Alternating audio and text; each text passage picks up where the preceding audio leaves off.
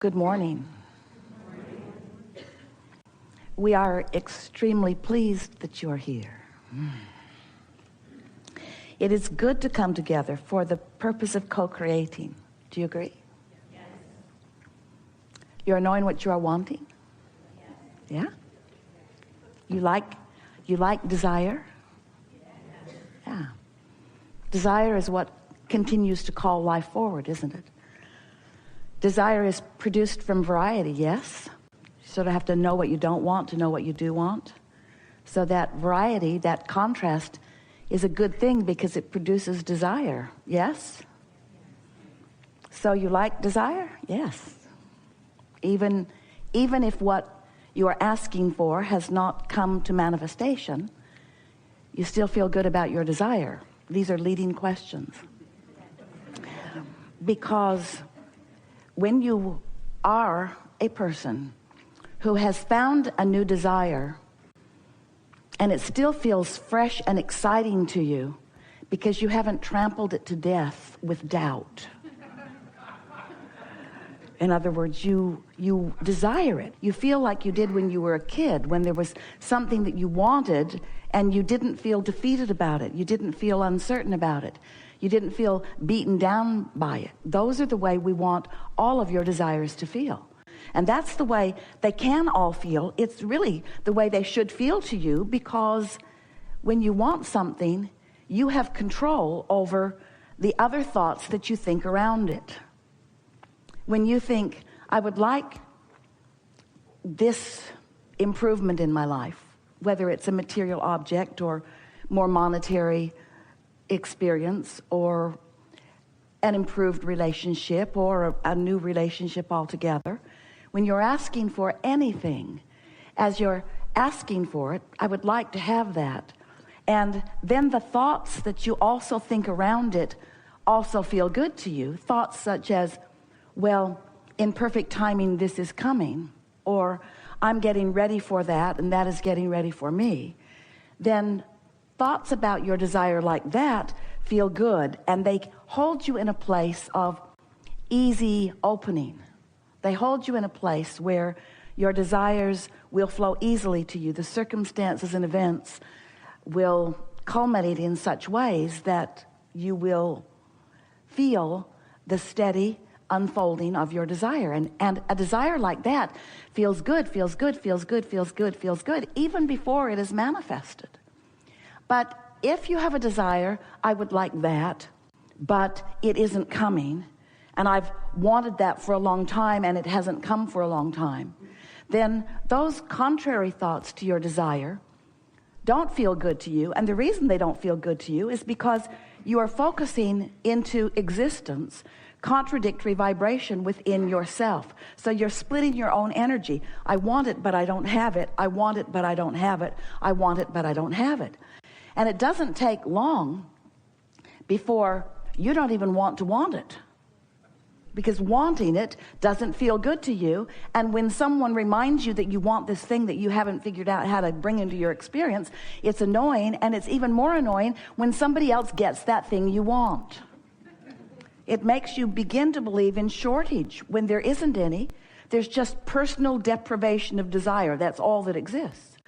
But if you are personally depriving yourself of things you want because you're thinking more thoughts about their absence than you are about their presence, and then there are other people in your view that aren't doing that, so they're allowing what they want into their experience, we can get how that would be annoying to you. But we want you to feel the empowerment, because you have the power to focus yourself into personal alignment. And that's what deliberate creation is. No one can deprive you of anything. First of all, you get to select what you want by the variety that surrounds you. You're doing it all day, every day. You're making selections of things that you prefer.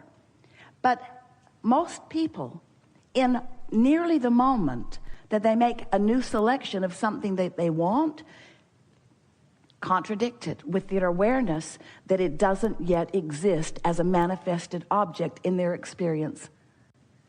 So, I want this thing that I do not have. I want this thing that I do not have. That's introducing contradictory energy into your equation. I want it, but I want it, but I would like to have that. I would like to have that, but I don't have that. I would like to have that, but I don't have that. So you hold yourself in a powerless situation. It's like a tug of war with two equally powerful people on each end of the rope, pulling, and no one's getting anywhere. And so what you want to do is let go of the end of the rope that doesn't feel good when you tug on it. You want to let go of that end of the rope, the naysayer end, the pessimistic end, the facing reality as it is end. Now we know they've trained you to be objective and to face reality because you don't want to be delusional, they say to you. And we say, yeah, you do. Because if you can believe in something that hasn't yet manifested, that might make you delusional by the standards of those people that are wanting you to be very reality-based. But if you can be a little delusional about those things, which means if you can be more hopeful, if you can be more optimistic, if you can be more futuristic, we use that word carefully, futuristic about what's manifested, but right now in the powerful now, using this powerful moment in time where the vibrational experience is happening within you. If you can focus in a way that feels good to you rather than bad to you, then that means you've let go of the resistant thought. And if you let go of the resistant thought about anything you want, what you want starts moving towards you. There is a momentum in it, you see. You know about momentum, don't you? Momentum is such an easy thing to understand. Once you get it going, it's easier to keep it going. A little hard to get it going in the beginning. We know you understand about momentum. It's in your experience all day, every day.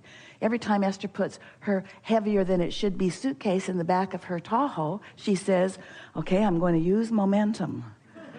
I'm going to use momentum to get this big heavy thing up there. And momentum carries it. She gives it some, and it takes care of the rest. Because an object that is in motion wants to stay in motion. And a vibration that is in motion wants to stay in motion. It's what momentum is. So when you start practicing a vibrational frequency, it's sort of like exercising a muscle, isn't it? When you start practicing a vibrational frequency, it's easier to keep it going. And that's really what deliberate creating is. So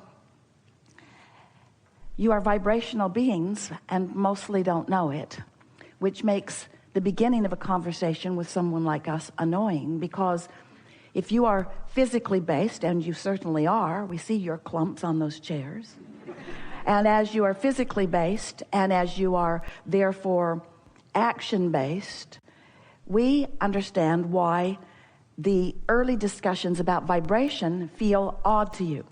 But you can get up to speed with them quickly. And when you do, everything in your world will become easier, because you are a vibrational being living in a vibrational universe, and you are thinking thoughts which are vibrational, which equal the basis of the reality of your world that you are creating. You create your own reality, and you do it with your thoughts. So if you are like so many humans, where the majority of your thoughts are offered in response to what you are observing, and you're just letting whatever shows up in front of you be the reason that you're looking at it, then you're probably having a sort of contrasting experience where you're observing wanted and unwanted with no sense of control. We want you to leave this gathering today with a sense of control, because you are the focuser of your own experience. You can focus yourself into the reality that you want. And so what we want you to begin understanding is that there is a momentum in thought, and often you continue the momentum in the thought without meaning to, because the momentum in the thought, sometimes you say, it feels to me like my thoughts are thinking me. And we say, that's momentum. And momentum is caused by the powerful law of attraction, which says that which is likened to itself is drawn. So when you focus upon something for as little as 17 seconds, when you cross that 17-second mark, momentum ensues. And by the time you do that again, another 17 seconds, and again, another 17 seconds, and again, another 17 seconds, and you cross that 68-second mark, you have significant enough momentum going that there are going to be some evidences that present themselves to you. So you can imagine how expectations can get going. once in your physical body, you are chronically on that high-flying disc, and then enjoying the contrast that comes, then you begin to understand that that's how Source has always been. Enjoying the contrast that leads to the expansion, because there's no risk of slipping from that stable place of knowing that all is well. So that certainly is where Jerry now is. He's in that place. And the reason that step 4 is coming forth in such a powerful way, because he, like always, is still asking questions. We never stop wanting to know. If you are under the misimpression that once you reemerge into non-physical, you stand only in the answer category, oh, we love telling you this. That's not accurate. We're not in the only answer category. We're just in the never fall off the disc in the question category. That's step 4. And you don't have to croak to do that. You can be so joyful that you can ask a question from your joyful place without it threatening you. You can be so solidly in the place of well-being that you could discuss anything and it not take you to a place of disconnection. That's where Jerry is. That's where Source is. And you don't have to make your transition in order to be there too. Jerry said to Esther hundreds of times, maybe thousands of times, I really enjoy what Abraham teaches, and I really like the practical application of it. But I still don't understand the non-physical part of it. And Esther would say to him, but see, that's my work. It's my job to try to describe that non-physical part of it. And Jerry would always say, I really think we have to be there in order to really get it. So he now bees there, and he really gets it. And is expressing what he has gotten in ways that Esther can hear it more clearly so that you can now get it, you see. But Jerry's not the first to make his transition. He's not the only one that is focused through you from this non-physical vantage point. This is the thing that we want all of you to understand. You have so much non-physical awareness and consciousness and interest that is focused to you and through you that there's never a reason for any of you to feel alone or lost or unsure. You just got to tune yourself to that frequency. There's a whole lot of us who want to be in on what you're in on. Not because we know the answer and want to guide you, but because we know the stability that will lead you to the answer that you're looking for. So we're shining the light real bright while you find the answer to the questions that we are all asking. Whew. That's why we are eternal. Can't get it wrong and never get it done. And we are not so different, those who are non-physical and those who are physical.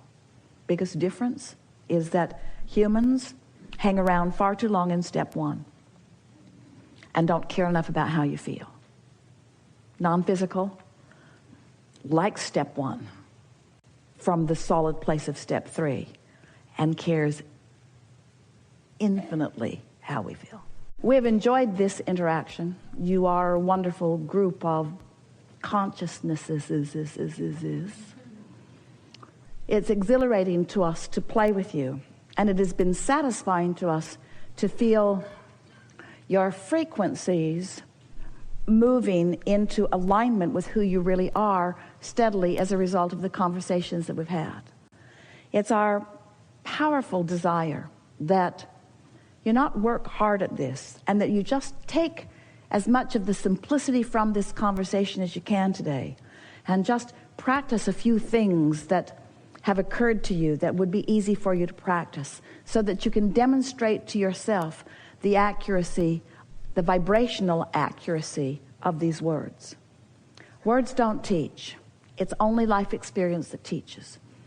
But we've been together for enough hours, and you've contemplated this deliberate creation from enough different angles that it is our absolute promise to you that by making a decision when you put yourself in your bed tonight to wake up intending to reach for something that feels good, and then lie in your bed long enough that you find something that feels good, and don't ask the momentum of it to be so strong that it makes you yodel down the canyon.